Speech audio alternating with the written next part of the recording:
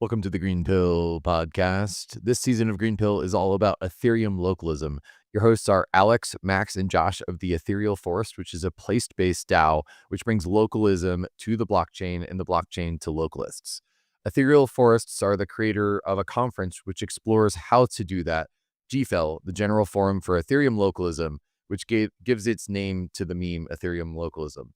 They're also the organizers of the Local DAO Summer and the producers of the Ethereum Localism book.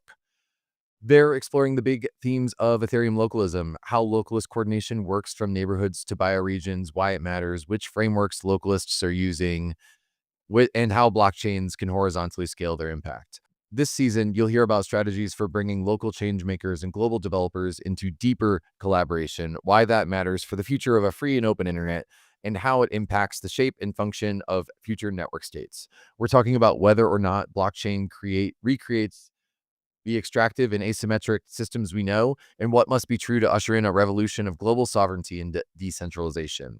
To navigate this novel space and complexity of the intersection between technology and localism, you'll hear a different style of podcasts. Your hosts will be weaving into conversation interviews with experts and practitioners while supplying context into its relation with Ethereum localism. By making localism accessible to technologists and technology accessible to localists, this season serves as a primer you can share with your family and friends to help explain the revolutionary potential you see in blockchain technology and the ways it can impact daily lives in local communities. The next voices you will hear are your hosts, Alex, Max, and Josh. Enjoy this season.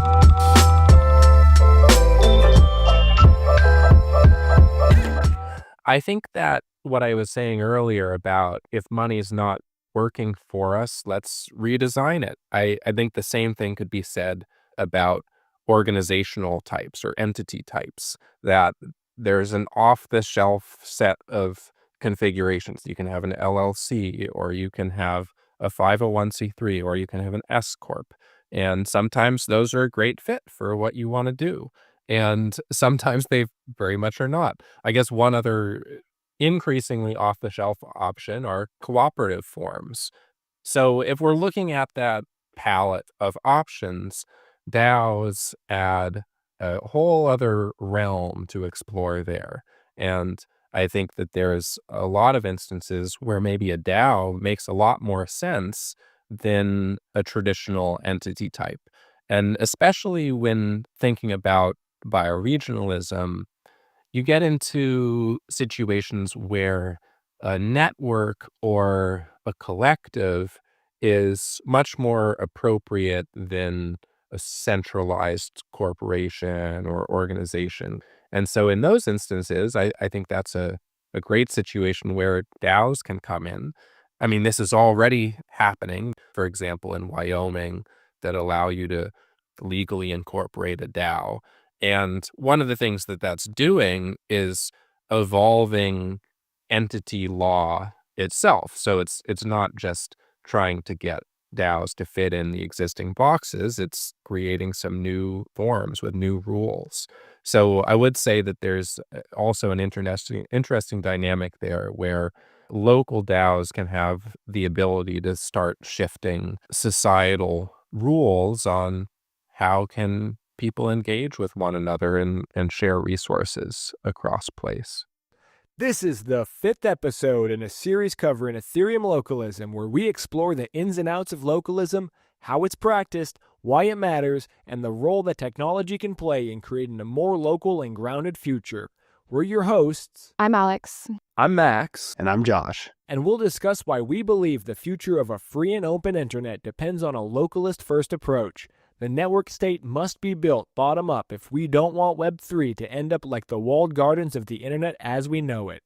Last episode, we talked with Ethan Buchman, Julio Linares, and Alana Kanegi about economics, how we understand and interact with the flow of resources around us, and not just money, but the relationships, agreements, and cycles that hold our communities together and build real wealth. This episode, we're continuing our deeper dive into Ethereum localism and turning to the other side of the coin.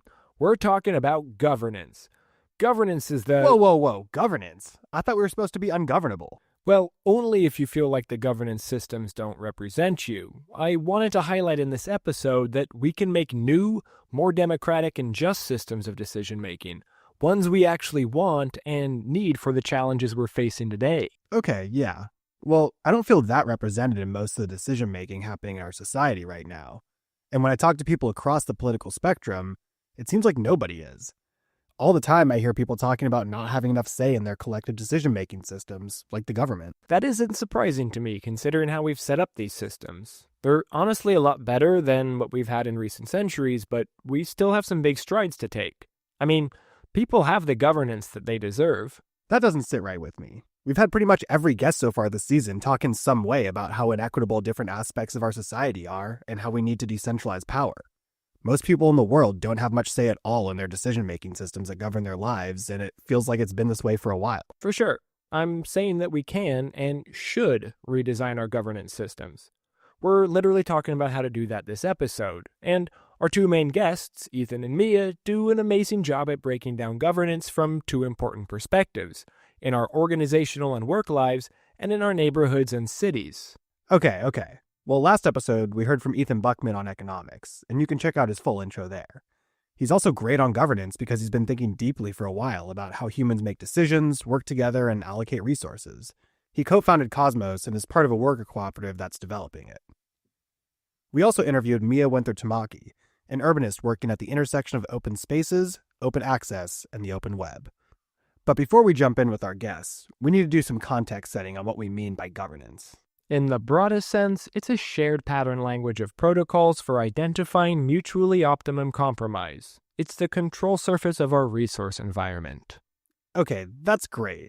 But in plain English, it's humans just trying to make decisions, to work together, and distribute resources. We see and participate in governance everywhere and every day. We govern ourselves as individuals, regulating our time and emotions. We govern our interpersonal relationships with families and friends and colleagues.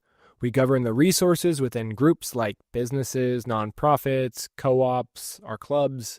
We collectively administer and maintain public goods through state municipal governance.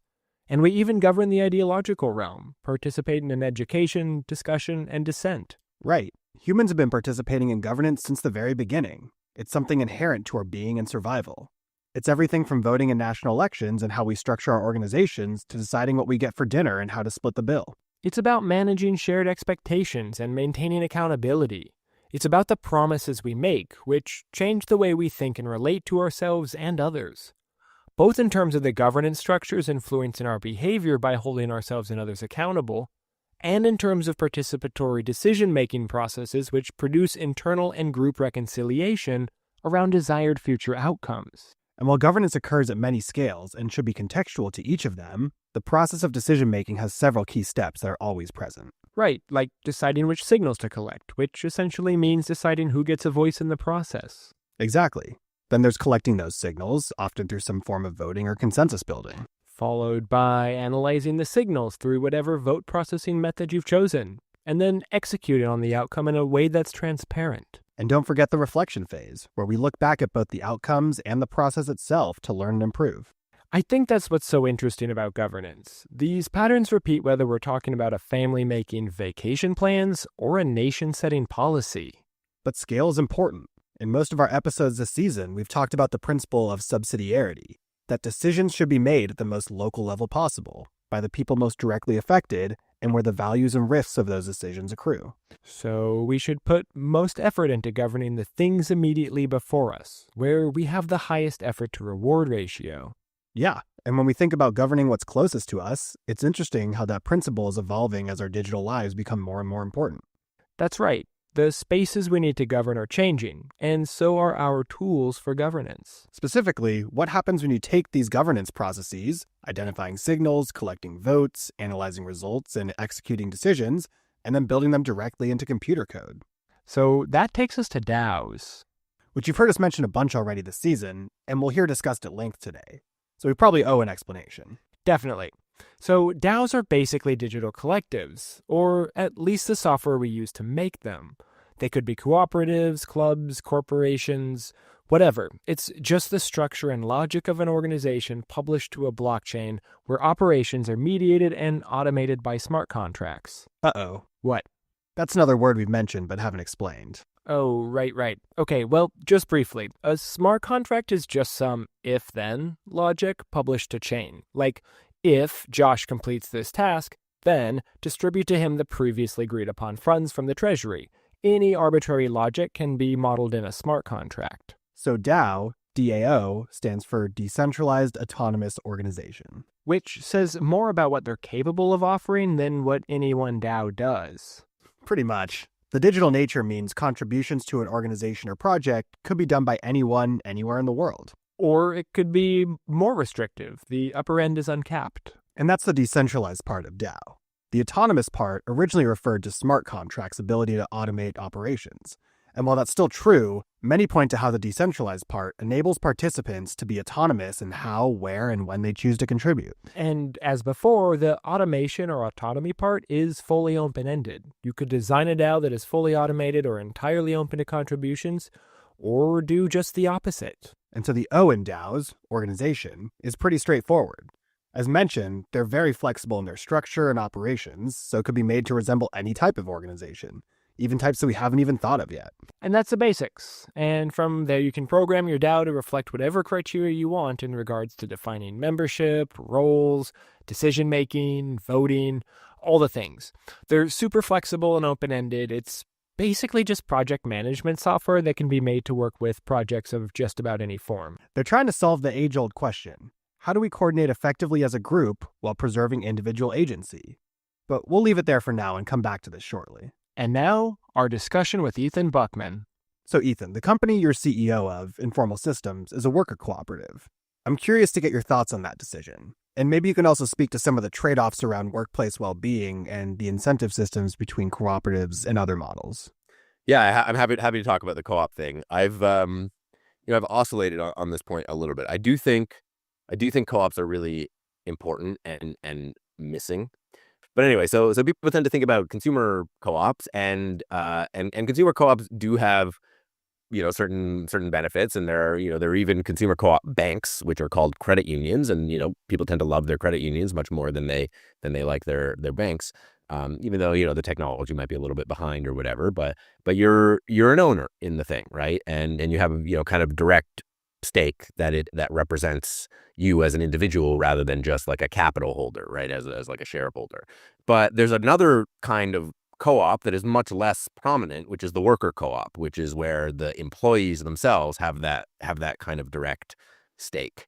The cooperative movement actually started with worker co-ops, with a guy named Robert Owen in the late 18th century, who built an extremely successful worker co-op based industrial production facility. The Industrial Revolution's happening, and people were astounded by how well his operation was running and stuff.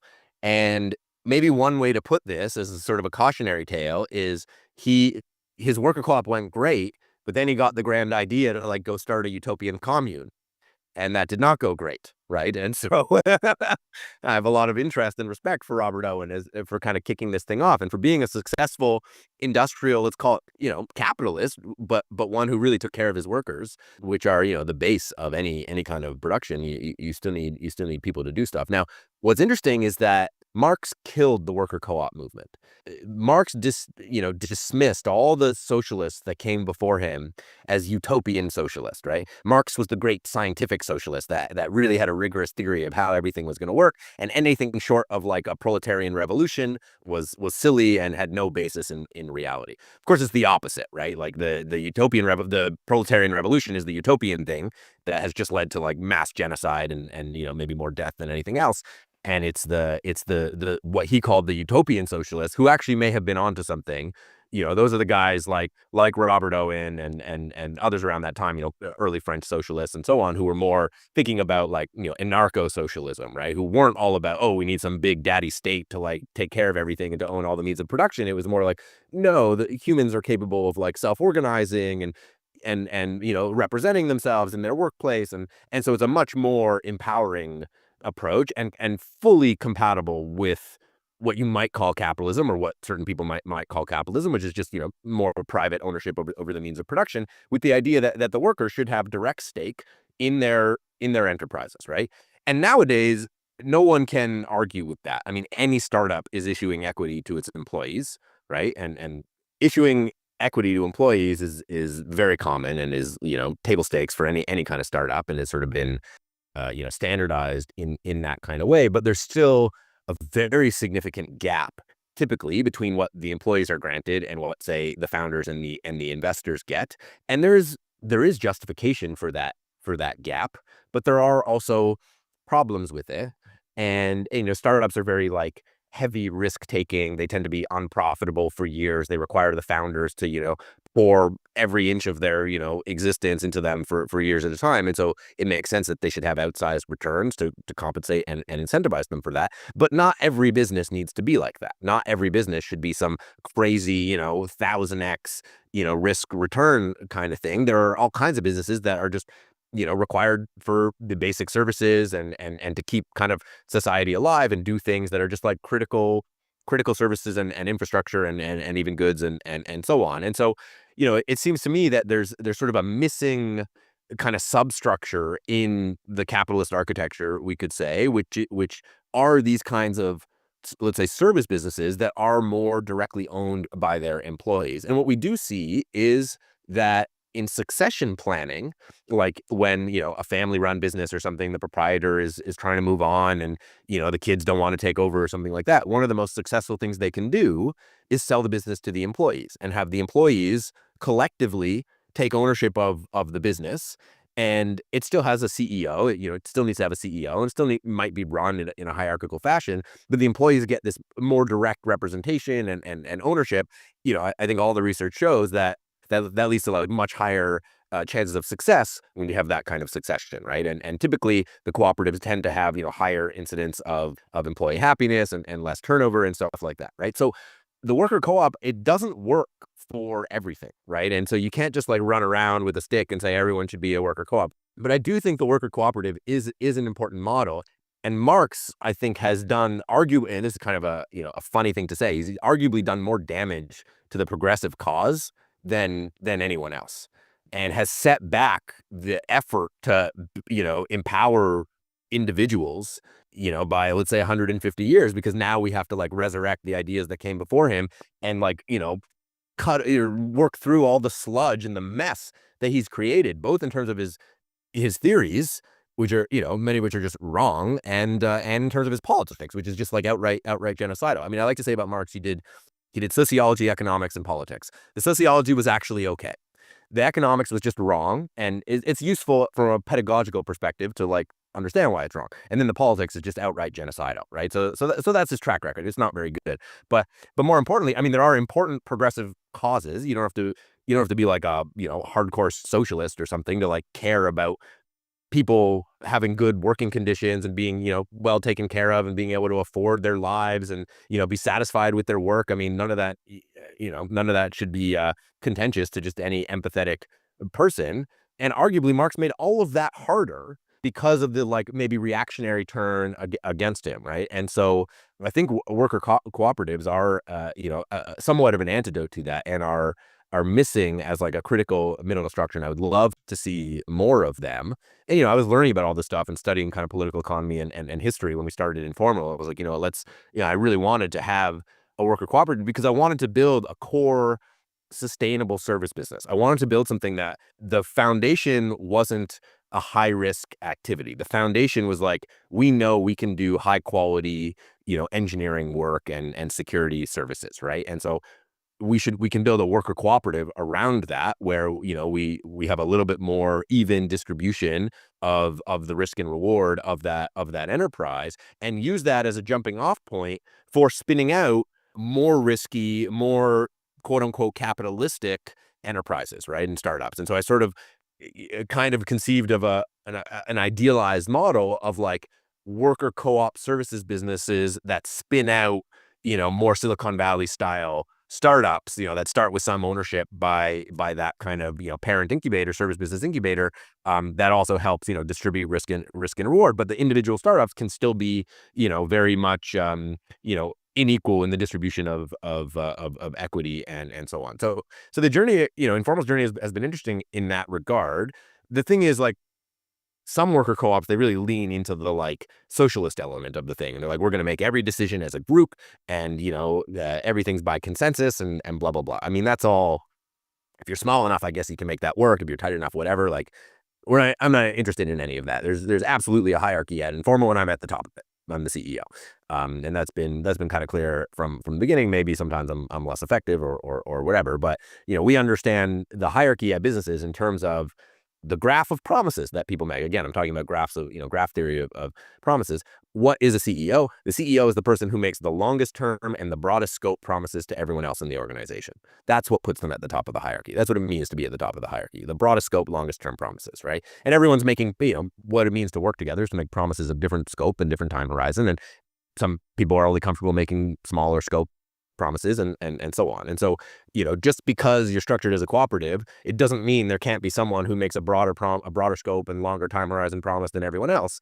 And so it doesn't mean that there can't be hierarchy. So in terms of the informal cooperative, it doesn't matter day to day. It doesn't come up day to day. It's not like all the decisions go. I mean, Informal is like 50 people now. So, it'd be ridiculous if we had to have, consensus among 50 people to do anything.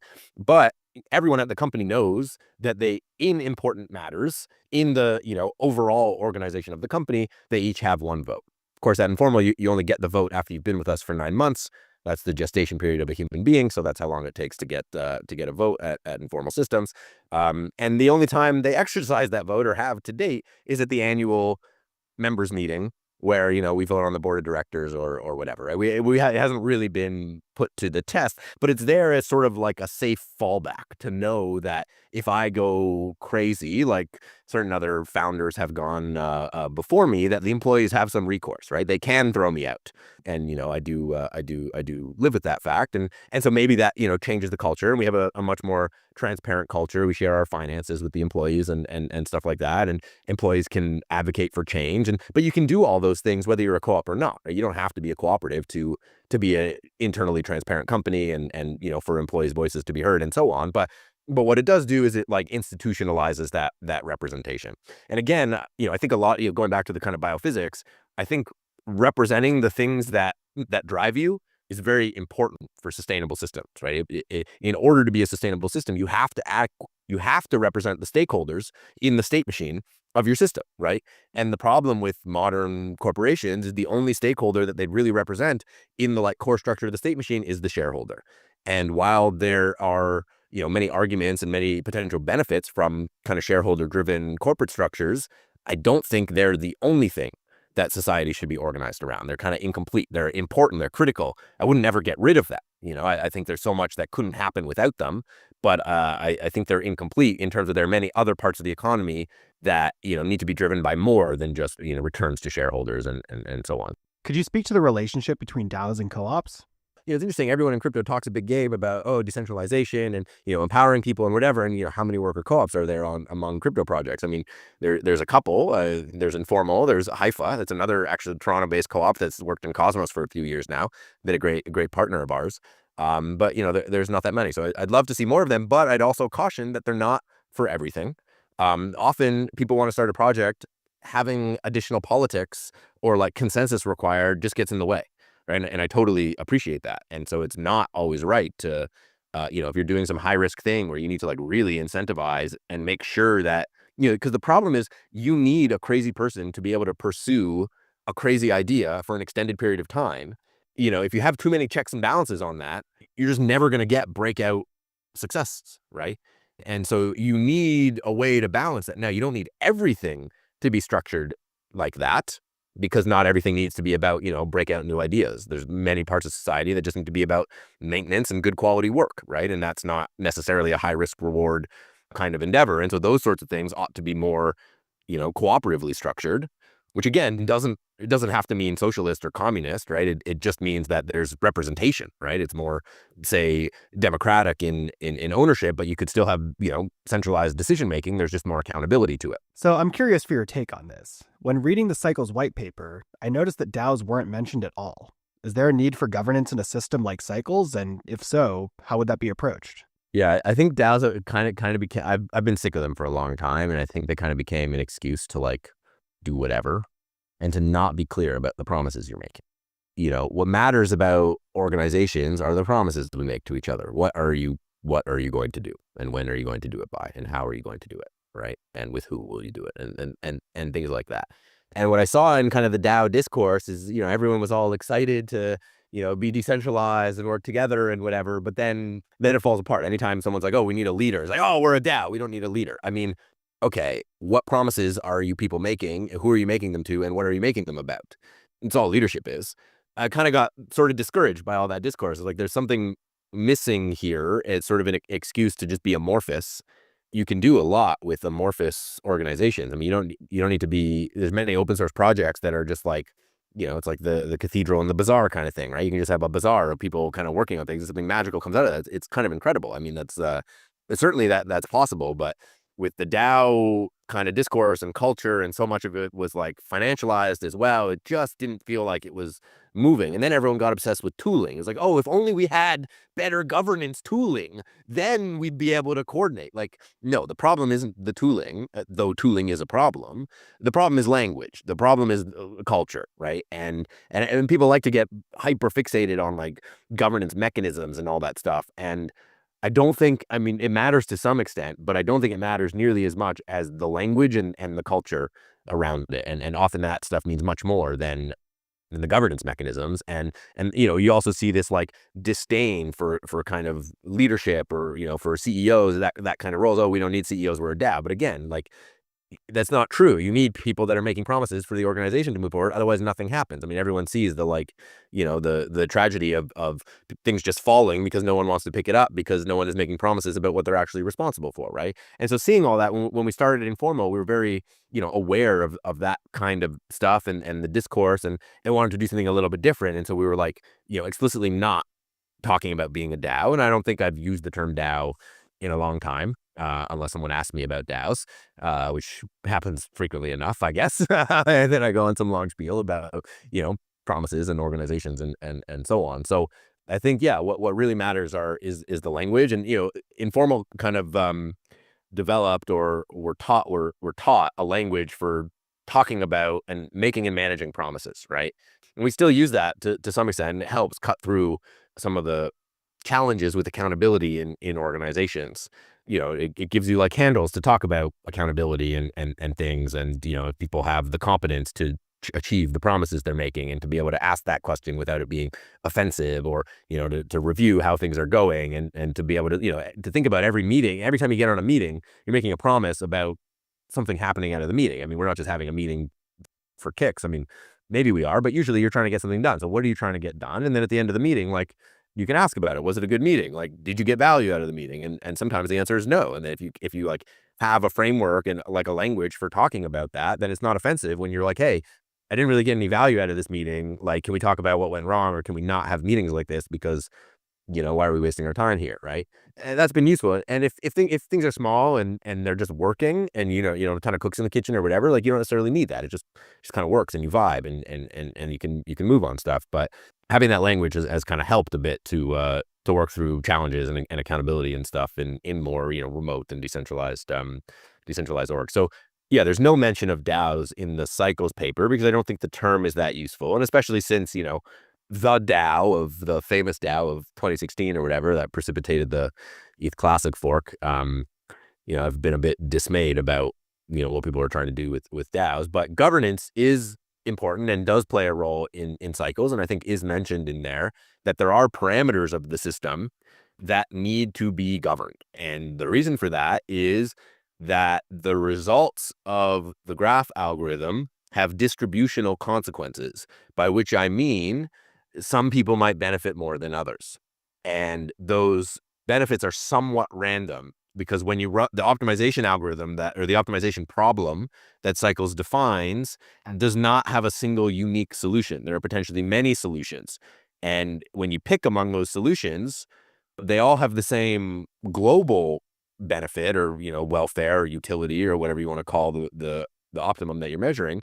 but they might benefit different people. And so how you pick between the different solutions or how you even define the optimization criteria in the first place are things that are somewhat open for governance. And so whenever, you have these actual like political economic parameters, there needs to be some way to govern that, or to say, and this is a form of governance, to say that, no, we're going to lock them in and they're just going to be fixed. That's a particular thing you can do. And of course, like Bitcoin's inflation model or whatever, right?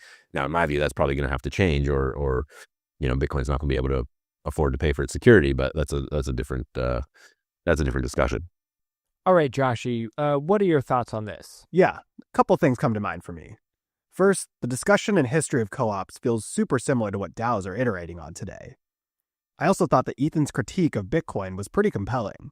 Like the decision to have fixed economic parameters or to avoid having to make governance decisions being a form of governance is pretty interesting.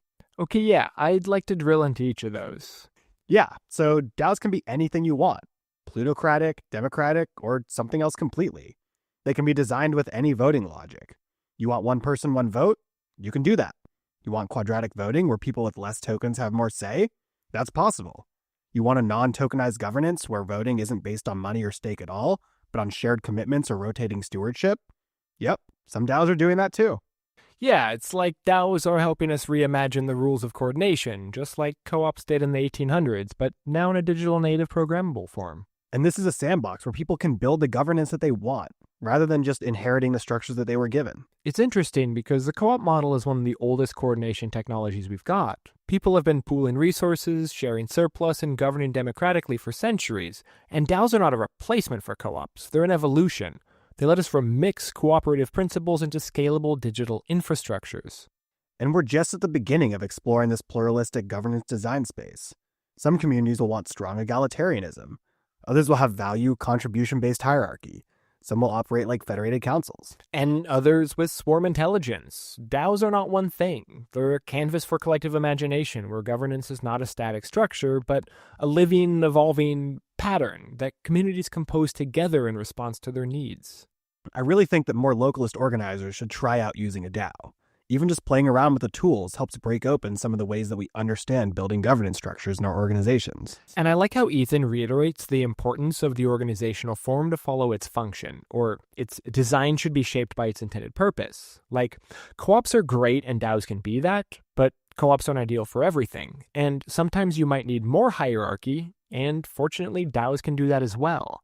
Okay, cool. So the second part, fixed parameters being a governance decision. The Bitcoiners thought that they were minimizing governance, but what they actually did was just create a governance nightmare. Oh, like the Bitcoin block wars, hard forks resulting in new chains, difficulties in upgrading. Or I guess you could say that the decision to not have governance processes is a governance decision itself.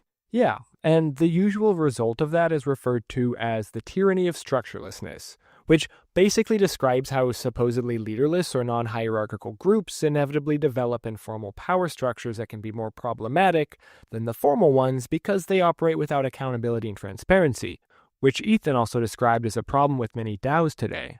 But it doesn't necessarily mean that all of these organizations will fail. It's just that if the power dynamics and governance systems are not directly stated and made clear, you're going to create more problems than you thought you were initially avoiding. Right, it's about trade-offs. More structure and clarity can mean less governance labor overall, while less structure often means more deliberation and confusion. But one is not necessarily better than the other. Again, it depends on goals. Clear governance structures leading to predictable outcomes sounds like a win-win, unless spontaneity and creativity are needed for quick pivots, in, say, an environment that's rapidly changing. That's what we call metastability, and it has its benefits too. All right, those are my two main takeaways. What about you, Max? What interested you about Ethan's comments? Yeah, I was intrigued by Ethan's story about how co-ops had provided this opportunity for a gradual process towards improvements in worker welfare and other such things, but was ultimately blown up or derailed by other social movements which claimed to advocate for the same but couldn't deliver. Right. And in episode 3, we mentioned this term protopia. Unlike utopia's impossible perfection or dystopia's hopeless decline, Protopia embraces the complexity of positive change through ongoing refinement, acknowledging both human limitations and our capacity for creating measurable improvements to society over time. It goes back to not letting perfection becoming the enemy of the good. But I also think it's good to point out it probably wasn't Marx alone that killed the co-op movement. Like, modern corporations were becoming a thing at the time, and federated cooperatives just couldn't compete with the efficiency of centralized systems. And thinking about how decentralized technology can mediate and improve the efficiency of federated systems relative to the centralized ones makes discussions around co-ops feel important to me. They fit into this protopian concept.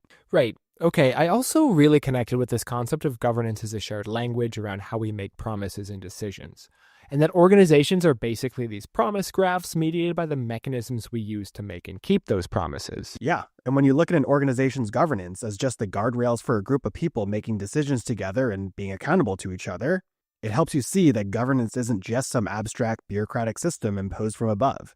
It's really just the practical scaffolding that enables coordinated action. And while that takes work, and work sucks, it's the kind of work that makes things suck a little bit less down the line. Wow, so eloquent. Anyway, our next guest is Mia Winteher-Timaki, a proud urbanist based in New York City with an academic background in urban planning. She researches spatial justice and civic infrastructure and has jumped into the Web3 ecosystem, seeing the decentralized digital infrastructure as another important piece for building community-driven urbanism and civic systems for lasting, liberatory public spaces. And without further ado, here's Alex with the story. We've been grounding all these conversations asking folks, like, where do you find yourself and how does that inform your work? Yeah, I mean, place and where I'm located, I think, has informed everything that I do and stand for in a way. The reason why I got into urban planning in the first place was, I think, growing up in a suburb and living in such a car-centric place, and until I had the experience to live in a vibrant urban place and have access to really well-resourced public transit and walkable green spaces and even little things like bodegas, I think kind of reframed a lot of things for me. Because I grew up in a suburban California, where your rite of passage into adulthood is when you get your driver's license. My family members, when I was like a teenager, they're like worried for me because they thought I was becoming like a vapid teenage girl because all I wanted to do was stop and go to the mall.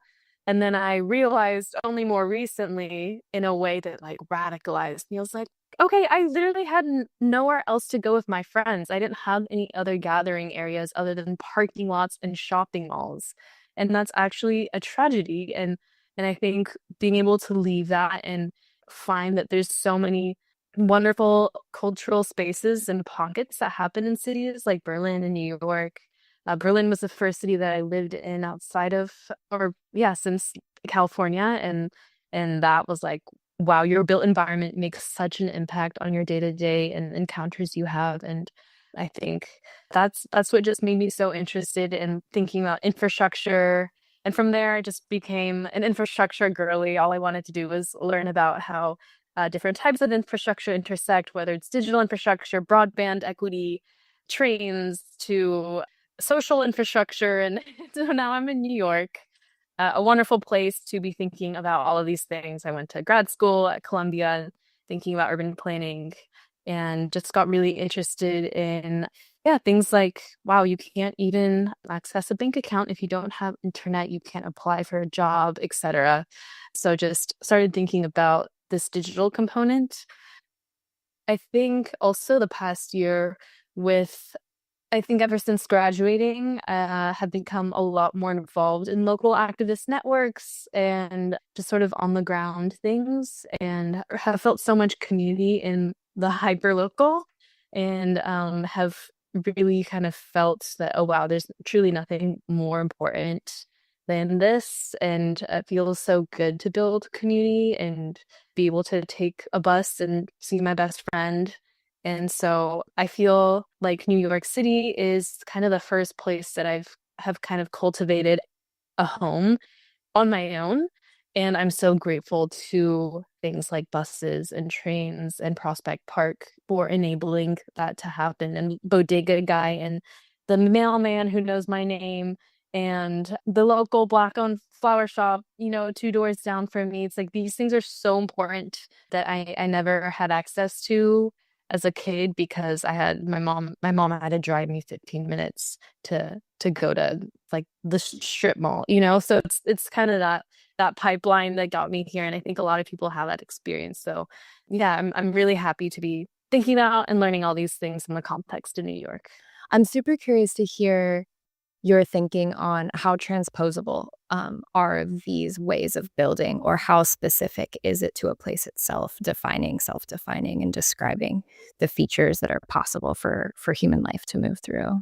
I think that's a great question, and I think about that a lot. I think there are lots of things that aren't transposable because they are so New York City, or like so place specific. That's something I think about, like, because I'm half Japanese, I have Japanese citizenship as well, and I think about potentially wanting to spend some time with family for maybe longer periods of time, and I start to think about planning things, and I realize how New York City centric my urban planning knowledge is. But then you realize there are lots of similarities and lots of values that sort of carry over. And I think that's what drew me to thinking about networks and, what components of infrastructure, what sorts of like nodes are you thinking of, like, or what transit hubs do we see centralized in one area? What emerges from around that? I feel like everything always comes back to Christopher Alexander. He wrote an incredible book called like Pattern Language. Architects and a lot of people in the built environment consistently refer to this book, but he's saying that just simply by being humans who innately behave in a certain way, like, like thinking about how we congregate in public space and what sorts of things we need and how social interactions happen, simply by building around those behaviors and those natural inclinations and tendencies and needs, then we can build a really wonderful, well-functioning place. But a lot of times cities are planned from the top down. The way New York City is built is crazy because it's the grid structure that goes from, it's completely all these right angles going from the bottom to the top of Manhattan. That was because the planners wanted it to be built in the fastest way possible, in a very cost-efficient way. Whereas if you think of a lot of older cities in Europe, for example, they sort of have more of this organic network structure, where you see like areas of congregation, and then you see little spidering out pathways and roads that follow organically the pattern language of human behavior. And so I think those things are transposable. But when you get more into the nitty gritty and start to think about like permitting and zoning, like zoning in Tokyo and New York is different. And that's why the city looks so different. Like, for example, in Tokyo, there are many more categories of zones that are made possible. So that's why you see so much more possibilities within mixed-use developments, whereas in New York and in the US, it's much stricter and it's much harder to make flexible zoning. I think that is a little bit less transposable and takes some more location-specific expertise. And I think that's the beauty of it too. And that's why you bring in the locals and you bring in the voices of people who've been working in that hyper-local place for decades, So yeah, it's definitely a combination of the two. I'm curious to hear, like, what technologies are you really excited about adding to our ability to live with each other in community and maybe stay aware of one another outside of our direct community? What technologies are you fearful of, or where do you think maybe like we're using a technical solution where an old-fashioned human-to-human one might be a better fit? I guess there's two sort of components to this for me. One is just like better sense making that would lead to things like better, like flexible permitting. Dark Matter Labs, sort of like what their theory and mission they call it the boring revolution. So they're very much, we don't need these super flashy technological advances. We sort of need innovation in places like bureaucracy and permitting. Like, sort of something that's brought me to a lot of this work is something I talked about in the local DAO presentation I did with you guys, where I was working with Blaze Backer, he's worked in business improvement district world in New York City for a long, long time. It's like a public-private entity, essentially, that governs public space in certain neighborhoods. And that's how a lot of city street beautification operates, and things like sanitation and a lot of the more supplemental things that the city doesn't take care of is all managed by bids.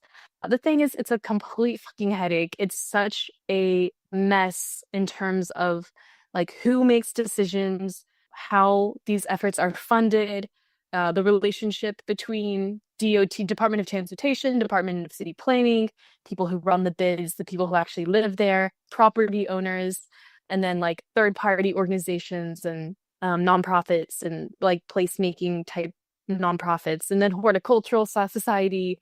There's just so many orgs involved that it's really hard to make informed decisions and to have deeply participatory decisions. And then there's also, it's really hard to flexibly to allow for certain things to happen. So I think in New York City, there's really a lack of complexity and like sort of sense making in terms of like infrastructure like this that citizens can access.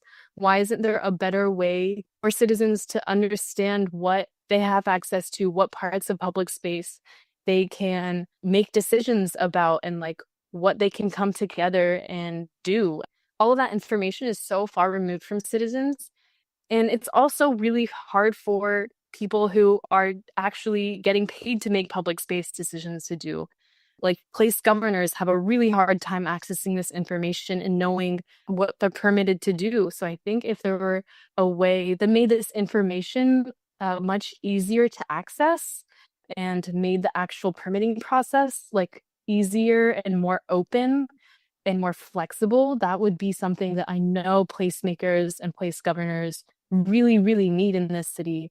People who are just trying to like make their streets more livable are like fighting every single day, wasting precious time fighting with the city to get funds to do really, really, really simple things that other cities have done a long time ago. So there is that like more creative component, like how can we flex our infrastructure to adapt more creatively and bring more joy into our spaces, also thinking about the climate crisis and why we need to be more flexible, but also just simply in terms of place governance, like we just need more access to information and like that sense making about our public space to make better informed decisions and not have them take months and years to do. It should be quick and it should be nimble. And I know people, whether it's in bids, whether it's they're working for the city, or if it's just regular citizens, they're thirsty for this type of access and decision-making power. So I know there's a huge need there. I've been really interested in sort of like the cooperative platform movement. How can we use the cooperative model and use sort of like platform thinking and infrastructure to give people more access and ownership to things? Like in a city where everything is so privatized, it's so stifling. So it's like, how can we take cues from places like the Park Slope Food Co-op, which I used to be a member of, where you have to work 3 hours every 6 weeks. Like you have to sort of be an active participant in this community in order to reap the benefits. I think we're so used to just having everything be really easy and just sort of be able to order from Amazon next day delivery that like we forget that it's innate in human civilization to like be part of something and contribute labor and not necessarily like get money back, but like get value back in the form of maybe really fresh fruits and vegetables that were grown upstate. Like that is something that's so valuable to us. But in a capitalist system, we become so numb to like if I'm not getting paid for that hour of labor, like I don't want to waste my time sort of thinking. And I understand, like I get it. New York is expensive and our time is so precious. But just getting more comfortable with alternative forms of giving back to your community and like participating in hyper-local things is so valuable. So that's something I want to learn more about and like tie into this discourse, especially when it comes to like place-based things, because there's lots of models in like taxis and sort of like ride share co-ops. So I'm interested in thinking about like that and applying that to maybe sort of the place governance aspect with business improvement districts. I'm wondering if you can expand on this issue of what sounds like too much red tape at the city level. Is the solution to that deregulation? Or maybe how do you think about moving power from the centralized level to folks who are more local, or at least closer to where the problems and solutions lie? Yeah, that's a great question. I think the answer varies depending on who you ask. For example, the Office of the Public Realm in New York City, they think the answer is to create another public-private partnership to be like another party to like mediate everything. But unfortunately, I don't think that would work because that would sort of just be like another bid, a business improvement district, and create more sort of like orgware complexity that we don't need. My opinion would be, again, just making it easier to do stuff. I don't think that means deregulating. Maybe it does in the context of flexible permitting. But like, I think something like a huge pain point is, for example, if a business improvement district wants to put a simple intervention on like a sidewalk, I don't know, imagine like a ramp being connected to something that they're doing to activate a public space. There's like a huge legal component. Like if someone to trip on that and get hurt, the city would try and make the big pay for it. So there's like not a level of risk the city is willing to like take for things like this. And I don't know what the answer is, but the city needs to make it easier for place like the smaller organizations to test things out, to pilot them, to do them, to not have to wait months to get permission from the top to do something and experiment with stuff. Because the reality is like, yeah, we do know often like what works and what doesn't, but because stuff is so hyper local, like it's so neighborhood dependent. Like this is maybe sort of talking to the point we hit on earlier about like transposing things. Like some neighborhoods are different than others, and some things will work in some and some won't, and you sort of just have to like test it out and pilot them, and that's going to be a process of trial and error, and the city needs to be able to absorb some of that risk.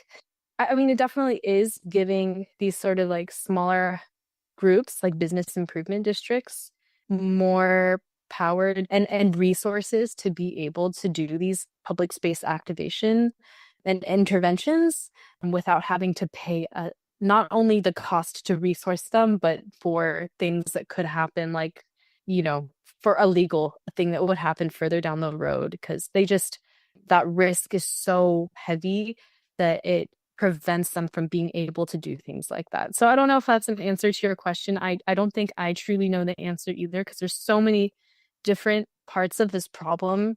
Also, like the data thing too. It's like one business district doesn't know what another business improvement district has done across the city, even though maybe that bid has made the same mistake. There's no like way to effectively share information with each other. There's no like portal. There's no sort of like, I want there to be something like a Wikipedia, like an online, transparent to everyone, sort of actively updated thing where like these place governance orgs can share information, share that wisdom, and be like, hey, I'm an expert in Harlem. Like, this is something that we tried. It did not work. Maybe it would work for you all over. Like something like that is so valuable, but there's nothing like that. And so all of this operates in silos depending on the neighborhood. And I think that's a huge problem. So I think that's another problem, not just of like the flexible permitting, but also like the information sharing and the data and like that sort of that component, in addition to, you know, maybe the more like bureaucratic part of like the city not giving enough power to the smaller groups.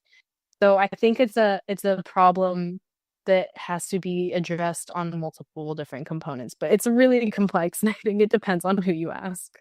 I'm curious about your thoughts on what roles can blockchain tools like DAOs, participatory budgeting, quadratic voting play in placemaking and decision-making in the city?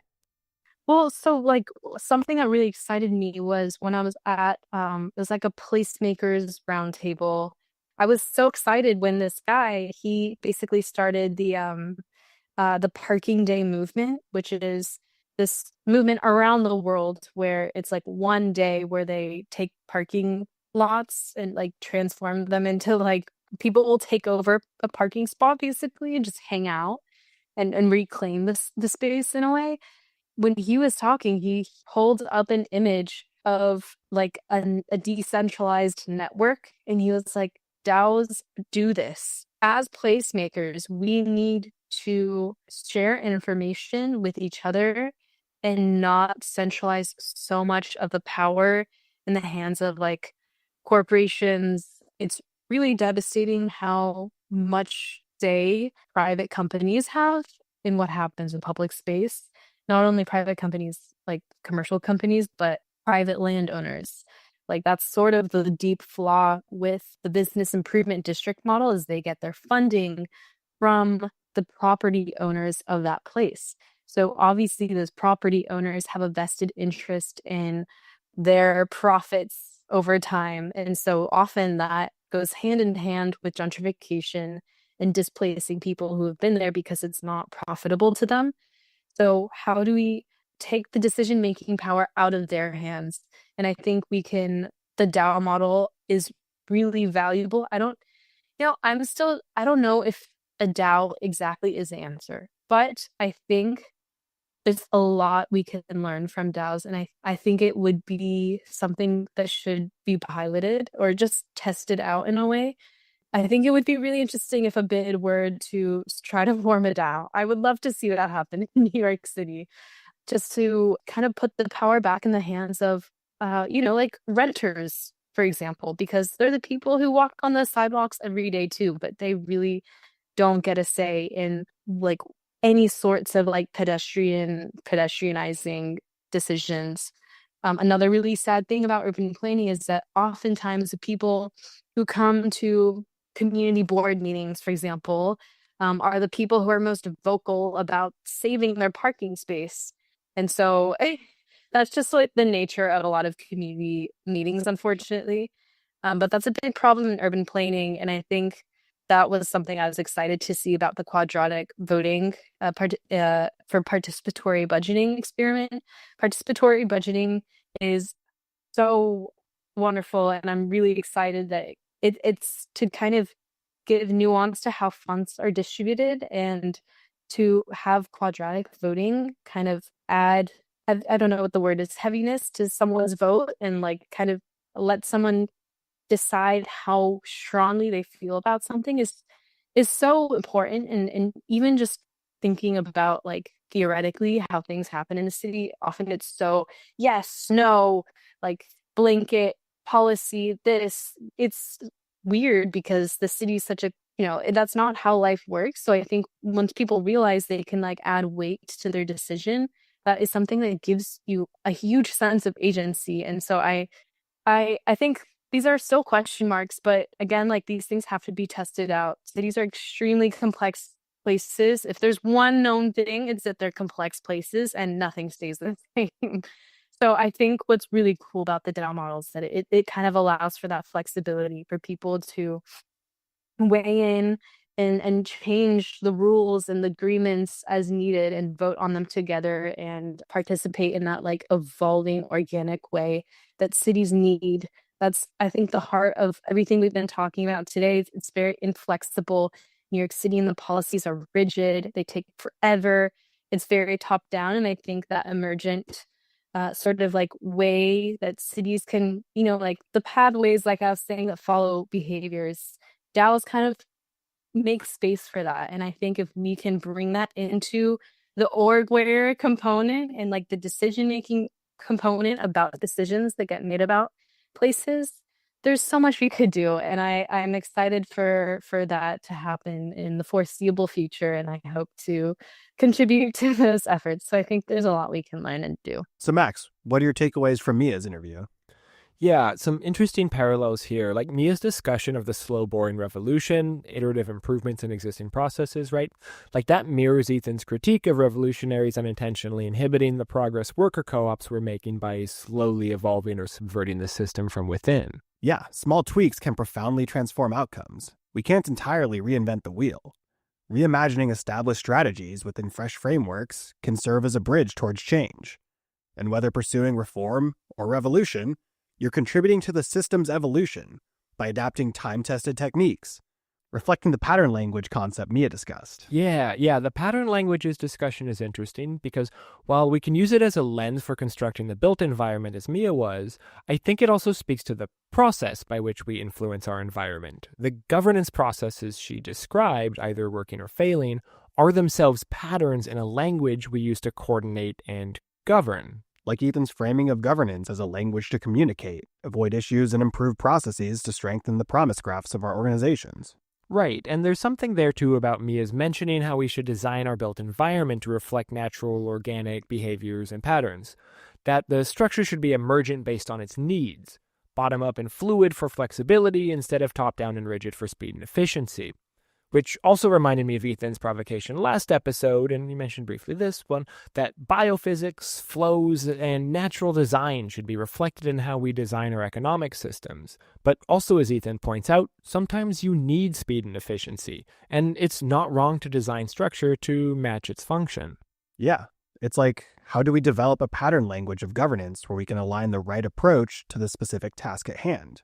As Will Szal, whose voice you heard in episodes 2 and 4, said at the start of this one, we have some out-of-the-box configurations for organizations, but DAOs give us the flexibility to meld entity types or create whole new ones. And as Mia said, we can experiment with DAOs to find ways to draw down power to improve our workspaces and governance of things that are close to us, right? Governance is what we make of it, and if we don't like the existing systems, we can create new ones.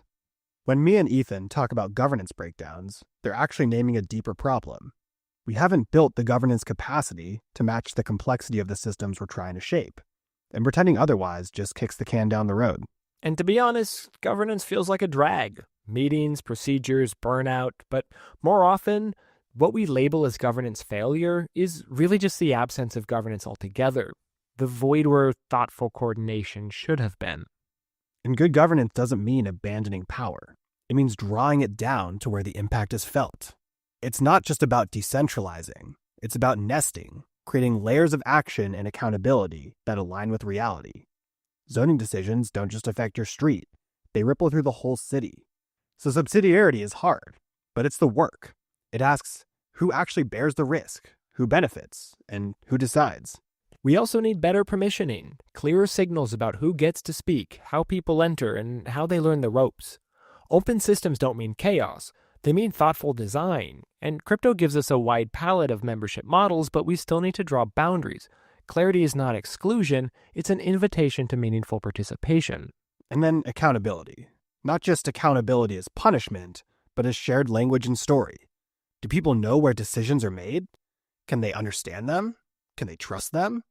We need transparency, yes, but also clarity. And we also need resolution, not escalation. Systems where conflict isn't buried until it explodes or dealt with through heavy-handed moderation, but resolved early, often, and fairly. That's what graduated sanctions look like. Scalable consequences and proportional responses. Let's be clear. Centralized systems can be efficient, but they're brittle and prone to capture. When we decentralize, we don't do it because it's trendy. We do it because it builds resilience. We do it because it aligns power with impact. And here's the kicker.